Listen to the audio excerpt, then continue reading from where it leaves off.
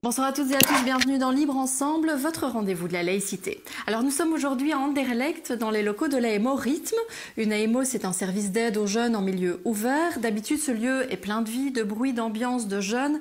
Mais en ce moment, confinement oblige, cette maison est particulièrement calme. On le sait, si le confinement est difficile, le déconfinement le sera peut-être encore plus pour certains jeunes. Comment se passera le retour à l'école pour celles et ceux qui étaient déjà à la limite du décrochage scolaire, par exemple, ou qui subissaient l'école? Comment pourra-t-on gérer la colère, la tension qui monte depuis des années dans certains quartiers et que la crise sanitaire actuelle a fait ressortir? Dans quel état va-t-on retrouver les jeunes qui étaient déjà à la limite de la rupture avec leur famille ou déjà en rupture avec la société? Et surtout, quel projet faut-il mettre en place demain pour que l'après-Covid ne répète pas les mêmes erreurs que l'avant? On en discute ce soir avec nos deux invités. Libre Ensemble, Vinciane Colson, Jacques Nizat. Alors déjà, bonsoir à tous les deux. Bonsoir. Tout d'abord, donc Hugues Lanter, vous êtes coordinateur de l'AMO SOS Jeunes, donc basé à Bruxelles. Et Marc de Cocker, vous êtes directeur de l'AMO Rythme à Anderlecht, donc où on se trouve aujourd'hui. Alors déjà, merci de nous accueillir dans ce contexte où on essaye de continuer à vous proposer des émissions, mais tout en respectant la distanciation sociale. Alors, Marc de Cocker, vous êtes également coprésident du Conseil de prévention de l'arrondissement de Bruxelles et auteur de Venons-en au fait, un essai publié en 2018 où vous partagiez vos historiettes, comme vous le dites, de vos quartiers. Alors, ma première question vraiment à tous les deux, c'est comment les jeunes avec lesquels vous travaillez d'habitude vivent ce confinement aujourd'hui? Alors, Marc de Cocker, peut-être pour commencer. Je pense qu'ils le vivent de manière à la fois, ils le vivent à la fois dès le départ, en tous les cas, comme un soulagement, puisque ne plus devoir aller à l'école pour un adolescent, et singulièrement un adolescent dans nos quartiers, c'est un peu une bonne nouvelle. Et ils le vivent, je pense, comme un drame, parce que tous les liens sociaux, physiques, réels qu'ils nouaient, c'était avec des amis dans les classes. Pendant les cours ou en dehors des cours. Je pense pendant les cours, beaucoup. On en parlera peut-être après. Et que donc ce confinement est extrêmement pénible pour eux dans la mesure où ils ne peuvent plus investir l'espace public, qu'il soit scolaire ou qu'il soit la rue, et qu'ils se retrouvent confinés dans des logements extrêmement exigus et dans des familles qui sont nombreuses. Donc je pense que la rupture pour beaucoup d'adolescents entre eux et la famille de manière générale, c'est ce qu'on constate en tous les cas ici en AMO, elle est consommée depuis longtemps. Les parents ne sont plus, je ne veux pas dire qu'ils ont baissé les bras, mais ils ne sont plus extrêmement actifs dans l'éducation des adolescents. Et c'est assez difficile pour ces adolescents de passer 24 heures sur 24 avec leur famille. Hugues Lanter, peut-être la même question à SOS Jeunes. Donc vous êtes aussi en service d'accueil en milieu ouvert. Vous avez aussi un hébergement d'urgence pour des jeunes. Alors comment les jeunes avec lesquels vous travaillez d'habitude le vivent, ce confinement? Alors, écoutez, comme vous l'expliquez, on est un service qui a un hébergement et donc on a pour particularité d'offrir un accueil de nuit à tout jeune qui vit une rupture avec son milieu de vie, qu'il soit familial ou institutionnel. Pour des raisons indépendantes du Covid, nous ne pouvons pas héberger actuellement, mais nous continuons à voir ces jeunes tous les jours de 10 à 18 heures. Ces jeunes vivent, en tous les cas pour 30% d'entre eux, vivent dans ce qu'on appelle la débrouille, la rue, les squats, pas de solution durable. Et donc pour ces jeunes, c'est particulièrement compliqué de pouvoir vivre déjà ce confinement. Ils sont souvent vraiment isolés et souhaiteraient, ont besoin de liens sociaux qu'ils n'ont pas nécessairement quand ils sont dans des conditions comme celle-là. On a d'autres exemples également de jeunes qui viennent de rentrer dans des logements, qui n'ont pas pu aménager leur logement comme ils l'auraient souhaité dans cette période de Covid et qui sont en difficulté, en isolement social important à l'heure actuelle. Donc ça renforce toute une série de... Ça renforce les inégalités, en fait. Cette situation de Covid-19 est véritablement cristallise les inégalités présentes déjà depuis de très nombreuses années et que l'on constate en AMO, raison pour laquelle d'ailleurs on a entrepris un programme d'interpellation politique depuis la fin 2018. En 2019, nous avons passé la première et cette année, nous allons aussi engager une réflexion collective avec l'ensemble des AMO bruxelloises et avec les personnes concernées des chercheurs également en vue de faire des propositions au gouvernement pour lutter contre cette précarité que l'on observe et qui se cristallise, comme je le disais, en cette période de Covid.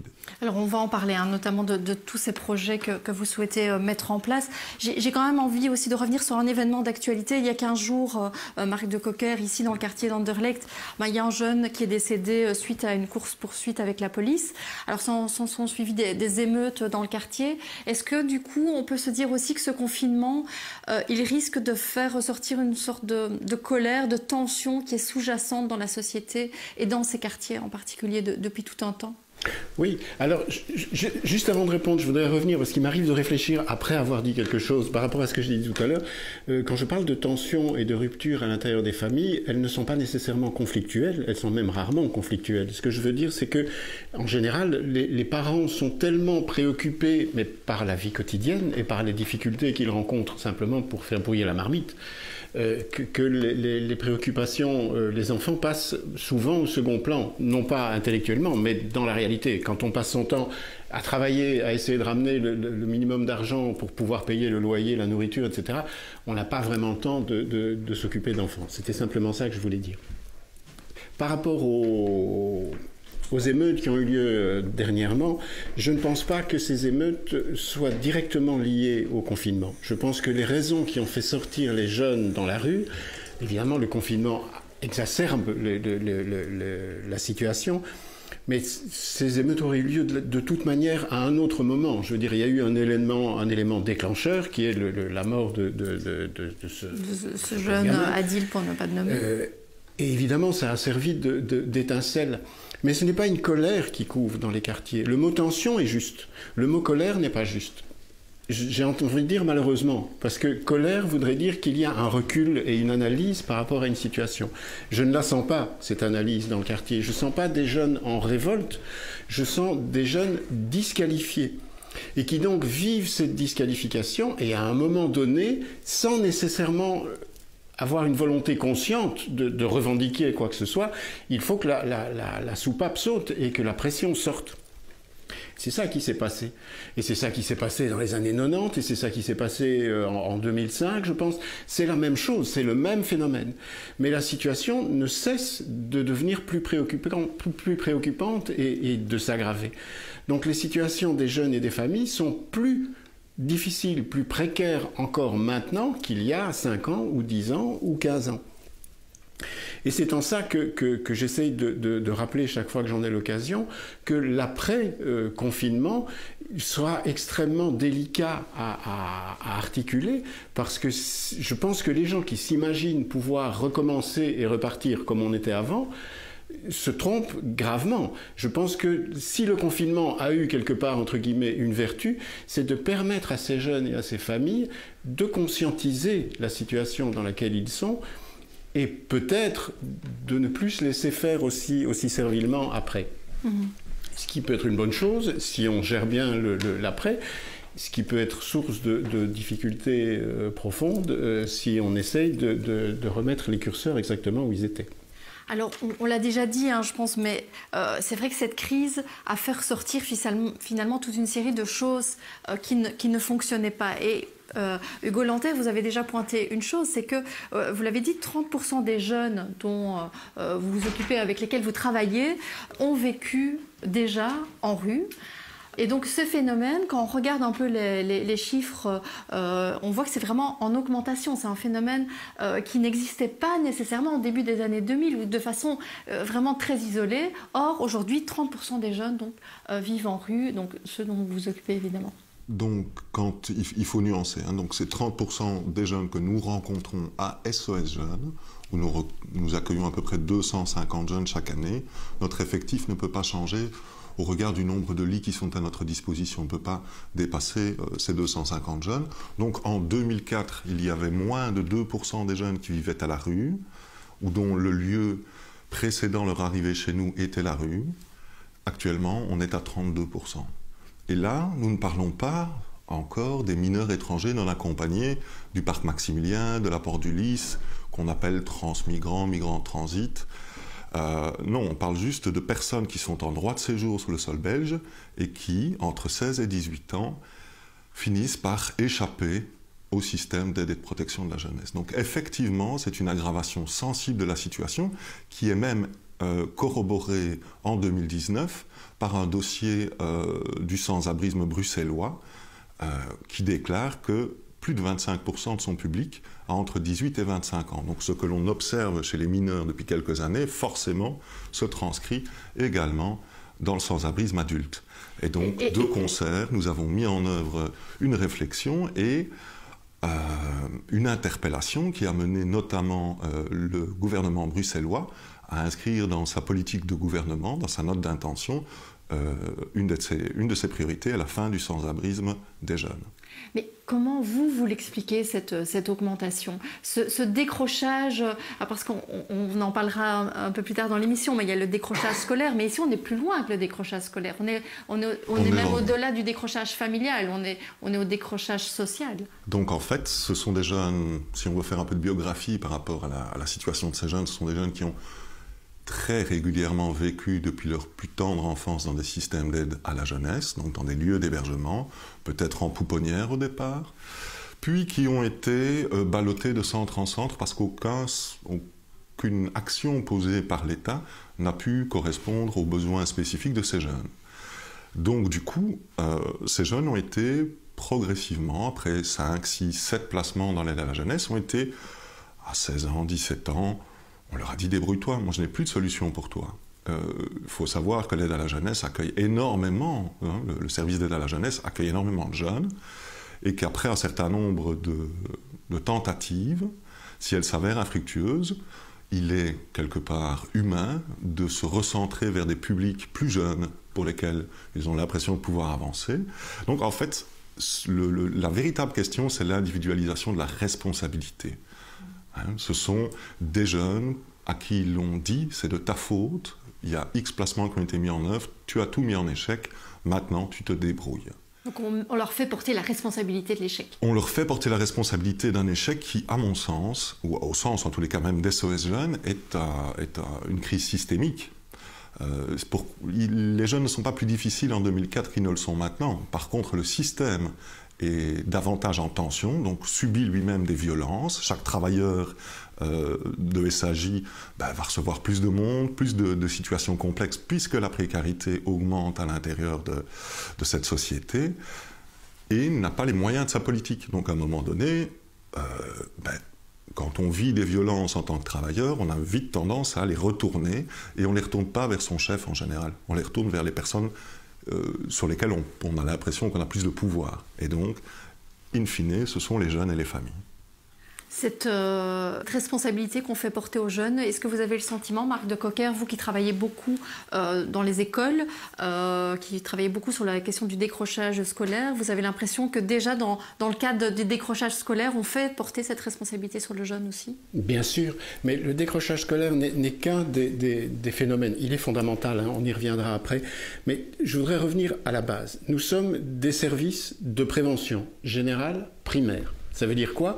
Ça veut dire qu'en principe, notre travail est de recevoir des jeunes et des familles avant qu'elles ne dérapent complètement pour essayer de les aider à ne pas déraper. C'est la base de notre travail. Ça n'arrive pratiquement plus jamais. Les jeunes et les familles qui nous sollicitent ont dérapé depuis longtemps et ont dérapé plusieurs fois. Si je dois prendre une image, en principe, nous sommes là pour empêcher, en étant au bord de la falaise, les jeunes de tomber dans l'eau. Ça, c'est la théorie. La pratique, c'est nous sommes dans un canot pneumatique dans l'eau, en train d'essayer d'apprendre à nager aux jeunes et aux familles qui sont déjà dans l'eau. Au-dessus, il n'y a plus personne pour les empêcher de tomber, mais par contre, il y a pas mal de monde qui les pousse. Okay ?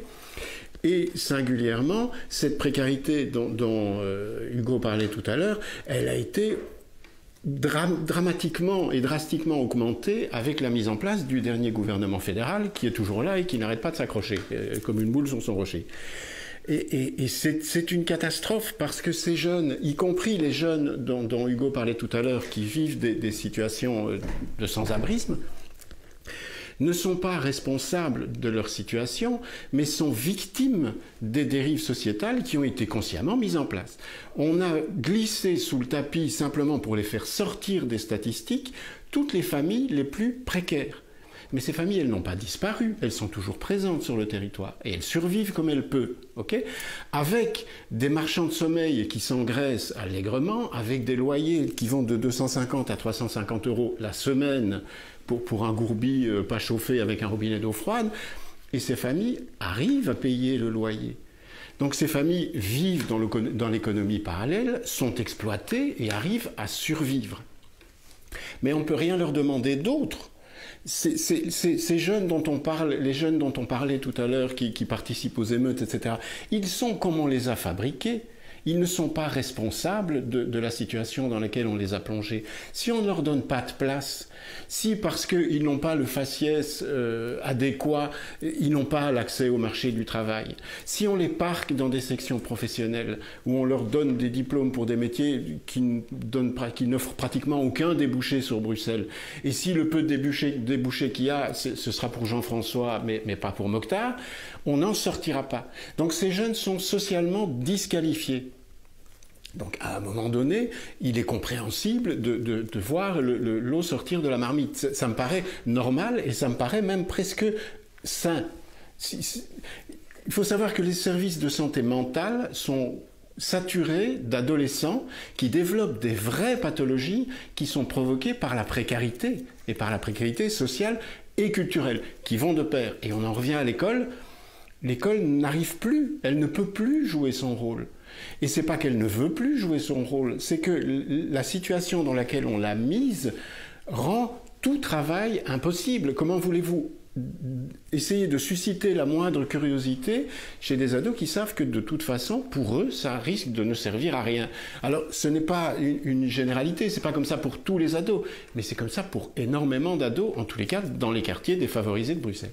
Golantin, vous vouliez réagir? Oui, je voulais réagir en tous les cas à une donnée qui est peut-être plus liée à l'actualité et qui Marc parlait de familles qui vivent dans une économie parallèle.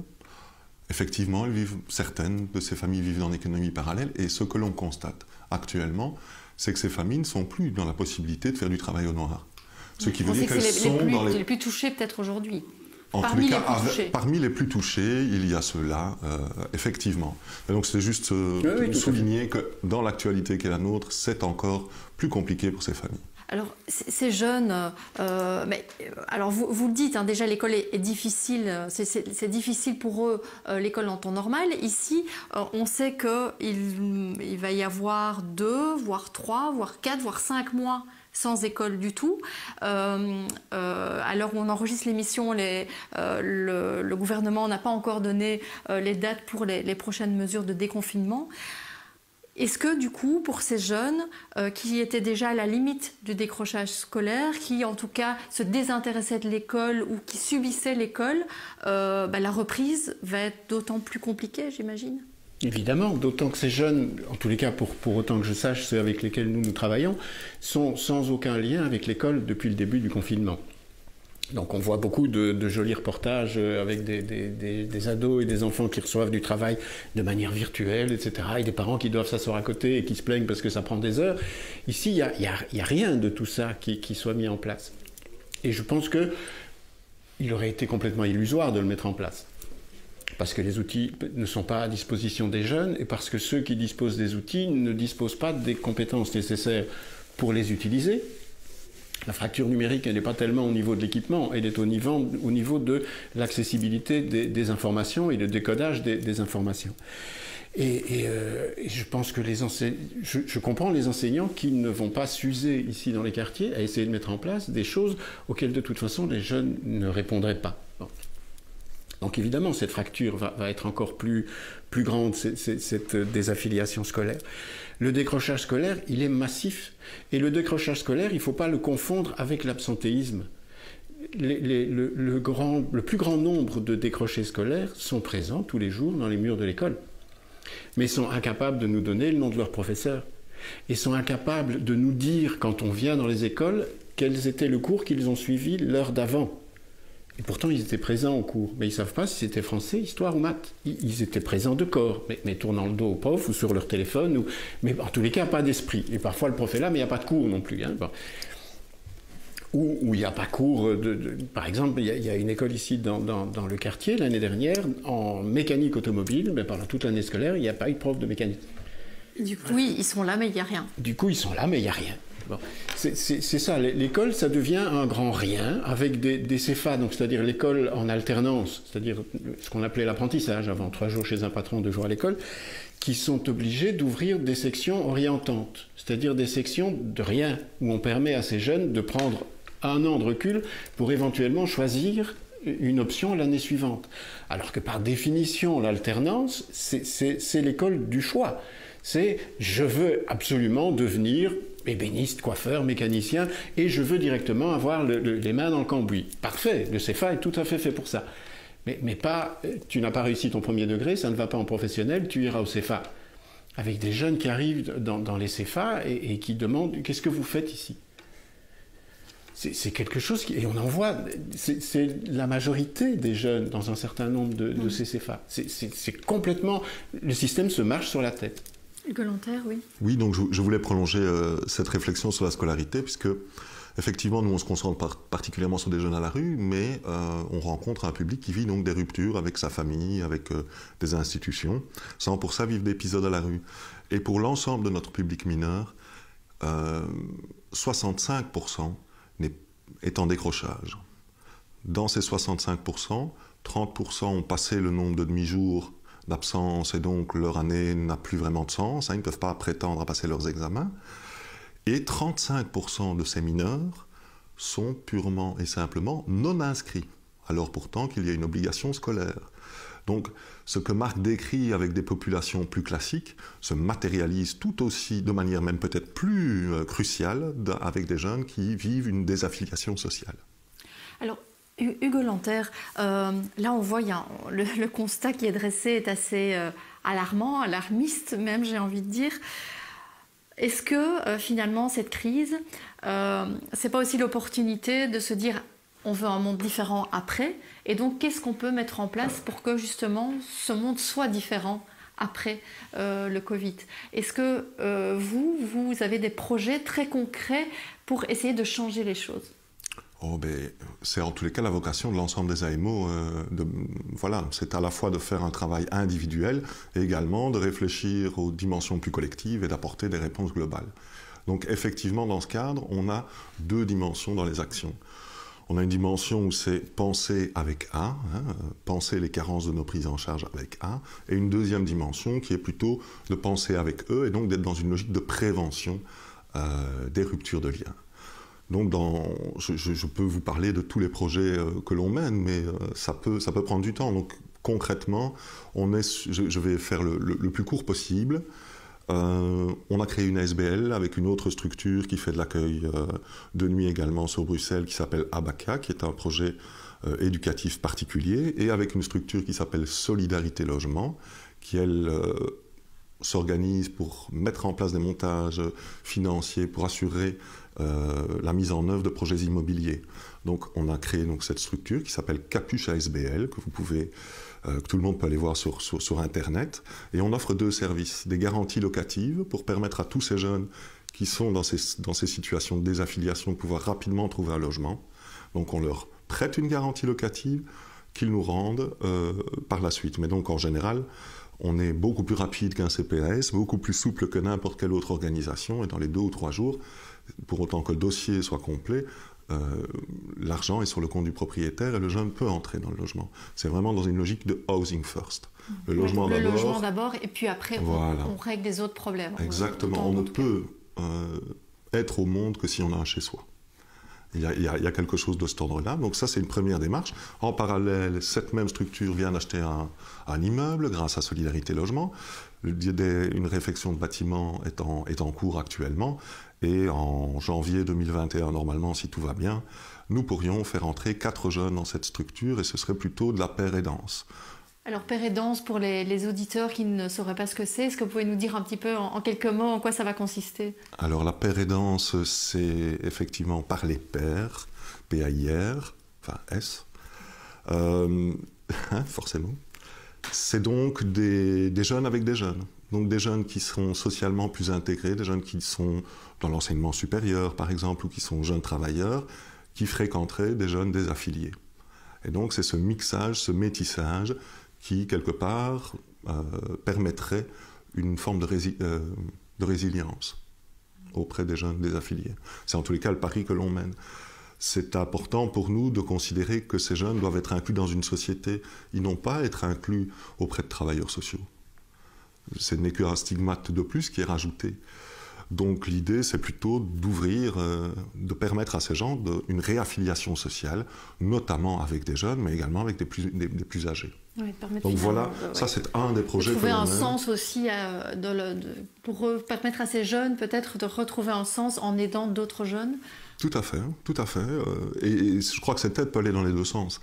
Il ne faut pas se dire qu'il n'y a que les gens qui seraient socialement mieux intégrés qui pourraient aider les plus désaffiliés. Les plus désaffiliés ont plein de ressources que nous n'avons aucun d'entre nous ici pu développer. Marc de Cocker, vous le disiez tout à l'heure, si on veut éviter que la tension augmente, en tout cas dans certains quartiers, il faut que ça change, il faut qu'il y ait un changement de système, un changement, une autre manière de voir les choses. Alors qu'est-ce que vous attendez, vous, comme changement? Alors on sait qu'il y a déjà eu des aides, il y a déjà eu des plans, un plan canal, des choses comme ça. C'est ce type d'aide que vous voulez ou c'est autre chose? Non, je pense qu'il faut voir les choses à différents niveaux. Je pense qu'on n'en sortira que si la société devient solidaire, mais devient solidaire dans son ensemble. Ça veut dire plus de discrimination à l'embauche, ça veut dire véritablement offrir les mêmes chances à tout le monde et ne pas concentrer dans le croissant pauvre de Bruxelles des écoles qui ne proposent plus pratiquement que des sections professionnelles au second degré. C'est presque la norme. Et ce croissant pauvre de Bruxelles concentre 80% de la population jeune de Bruxelles. C'est pas anodin. Et puis je pense qu'il faut évidemment aussi travailler, comme Hugo en parlait, travailler sur l'instant et essayer d'apporter des solutions par rapport à ceux qui sont en train de se noyer maintenant. C'était l'exemple de leur apprendre à nager quand ils sont dans l'eau. Mais il faut aussi, je pense, prendre du recul et je crois que l'outil principal qui est à notre disposition, c'est la conscientisation. Les jeunes auxquels je suis confronté sont incapables, totalement incapables de sortir du premier degré, avec toutes les théories du complot qui peuvent sortir, etc. Avec ces jeunes qui sont uniquement en contact avec des identiques, les mêmes pères que tout à l'heure, mais via les réseaux sociaux. Donc rien ne leur ouvre les yeux vers le monde et vers la société, et rien n'ouvre les fenêtres vers autre chose, vers une manière de raisonner différente. Je pense que la première étape, c'est leur donner la parole, et leur donner la parole, mais en reflétant face à eux-mêmes leurs paroles, ce qu'on appelle, nous, la technique du miroir. C'est mettre ces jeunes, et nous allons travailler dans des écoles depuis des années, enfin, c'est vraiment le leitmotiv de mon service, pour les mettre face à leurs propres opinions, à leurs propres prises de parole, qui sont extrêmement simplistes au départ, mais c'est normal, ils sont parfois très jeunes, des ados, etc. Et le simple fait de les confronter à leurs paroles leur permet, à l'intérieur des groupes, de relativiser et d'affiner leurs pensées. Et je pense que ça s'appelle la culture, de manière générale. Et c'est vraiment ça qui manque dans les quartiers. C'est permettre à ces jeunes de prendre du recul. C'est leur amener cette possibilité-là, leur offrir les outils, mais concrètement, pas de manière livresque ou de manière scolaire. Je pense que c'est le rôle que l'école devrait jouer en grande partie et qu'elle n'arrive plus à jouer. Parce que je pense que nous sommes assis sur une bombe à retardement. La plupart de ces jeunes qui sont majeurs sont des électeurs potentiels. Ils ne votent pas. Okay. Quelque part, c'est encore la chance de la société de manière globale. Parce qu'avec leur déficit d'esprit critique, il suffirait d'un simple leader un peu charismatique et populiste pour entraîner tous ces jeunes derrière eux, et toutes les dérives qu'on voit naître un peu partout dans le monde, elles nous pendent au nez, vraiment. On a encore quelque part, et c'est assez pervers de dire ça, la chance qu'ils soient désaffiliés, parce que le jour où ils s'affilieront, si vraiment on ne leur propose pas un idéal positif, ils vont aller vers les promesses les plus simples et les plus basiques. Et c'est, à mon avis, le principal danger qui nous pend au nez. Bon, un idéal positif, du coup, on va retenir ça, essayer de leur proposer un idéal positif. Je pense que tous les deux, en tout cas, vous œuvrez, et avec tous les AMO, que ce soit à Bruxelles ou en Wallonie, vous œuvrez pour essayer de proposer à ces jeunes un idéal positif. Je propose qu'on se revoie, à mon avis, d'ici quelques mois pour essayer de voir ce qu'il en est de cet après-Covid et de cet après-confinement et de la mise en place des projets, de certains des projets dont vous nous avez parlé. Merci vraiment à tous les deux, Marc de Cocker, Hugo Lanter, pour cet éclairage sur la situation. Merci à vous de nous avoir suivis et une belle soirée à tous.